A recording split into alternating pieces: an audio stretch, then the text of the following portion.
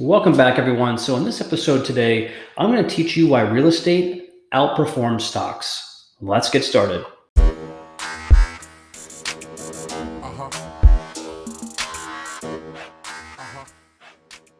Welcome back, everyone. So as I mentioned, this is going to be a shorter tutorial as to why I've come to the realization through research that real estate is by far the asset of choice for returns and for risk.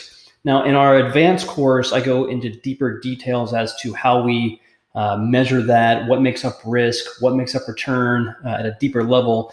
But today, I'm going to give you a high-level overview, and I think you'll see that real estate is, in fact, the better option. Now, the first thing I did, right, when I went into this research study is I said, okay, well, I know from other studies at other consulting firms that real estate over the course of 200 plus years has consistently beaten stocks. And I looked into their studies and I agreed for the most part. And then, I said, well, I want a more modern understanding. In the last 30 to 40 years, a lot has changed. And so I want to understand in modern times, does real estate still outperform stocks? And so I went through a deep dive analysis, and I'll put that chart here. And you'll see a few things. The first thing you'll see is that real estate, from a total return standpoint, has outperformed stocks aside from one period, and that was back into 2008, which was a real estate-led recession. But typically, believe it or not, real estate's actually a recession hedge for the most part. And you'll also see that not only was real estate better from a return standpoint, the lines in the graph that are going like this, that equals volatility, and that equals risk. You don't want your asset worth to be going like this. You want it to be going pretty consistently. So the more consistent that line is, the less risk you have, and your return in a portfolio is a measure and a balance between return and risk, okay? And as you can see, real estate is by far more stable than stocks. So what I want to do today, though, is I want to walk you through just at a high level, three main components of real estate that drives the overall return, okay? And I've already illustrated here on the board, and so I'll walk you through what I have here. Now, the first one is what is called appreciation. Now, I'm not one to bet on appreciation. I think it's a big bonus if you have it. But what we know from the NAR, or the National Association of Realtors, is that appreciation for real estate has consistently been around 4 to 4.5% across the nation.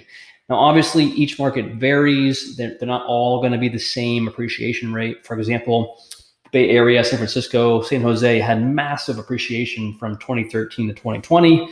Now, that's obviously turning upside down, but in general, that was an anomaly. And I think parts like Austin, Texas will also have lofty appreciation rates that are far above the average for some time. But in general, appreciation rates for real estate is around 4%, okay? So what I have here is the first category of return. And you'll see too, as you go on to each one of these, the bar gets bigger because they make up a bigger chunk of the overall return.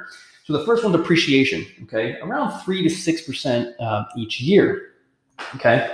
Now, the next one is called what I call equity pay down. And it's an interesting concept because basically what this means is every time your tenant pays you rent, you take that rent and you turn around and you pay your mortgage.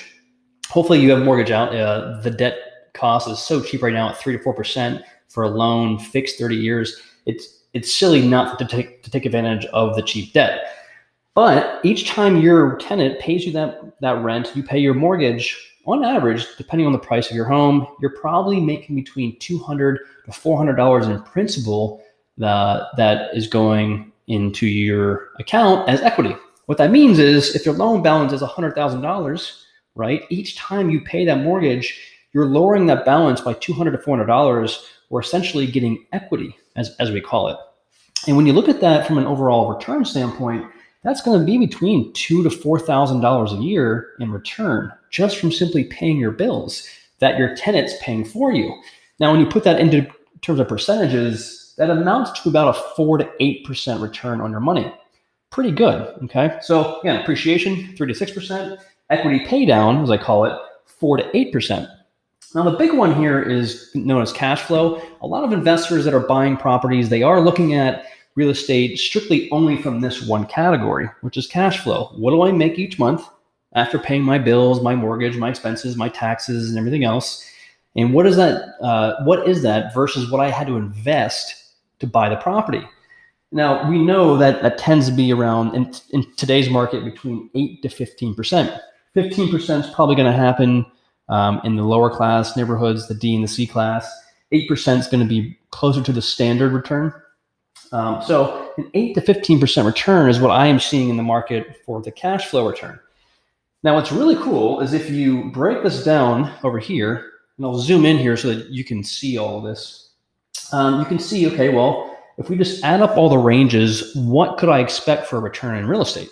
Okay, well, we know we have the appreciation. That's 3 to 6%, okay? We know we have the equity pay down of 4 to 8%. And we know we have the cash flow, 8 to 15%. So the way you would do this is you would simply add up the category here and say, okay, well, I'm at 3 plus 4 plus 8. So on the low end, you could expect around a 15% annually for real estate. Up to 6%, 8, and 15 equals 29. So up to 29% return on your money. Now, this is what I'll say is that, yes, there have been years where the S&P 500 has, or the stock market has gone up 20-some%. There's also been years where it's gone down to 0 or below 0. And so that's one of the big benefits, is that real estate is pretty consistent, right? It's not as volatile as stocks, and these three components make that happen. Now, another piece of this, and we, again, in our advanced class, we get into this, but tax strategy is a massive benefit of real estate. And it can have substantial returns that are upwards of 10 to 20% on your investment if you do it correctly. So now there are some tax strategies with stocks. It's a little more complicated, but in general, real estate has much better tax advantages. And so that is another piece to the overall return puzzle. But I think what you're seeing here is real estate is a very attractive asset to own from a return standpoint. And this is exactly why I have been so bullish on this asset for many years. So with that said, I'd love to hear what you think about this, and I appreciate you watching. Thanks.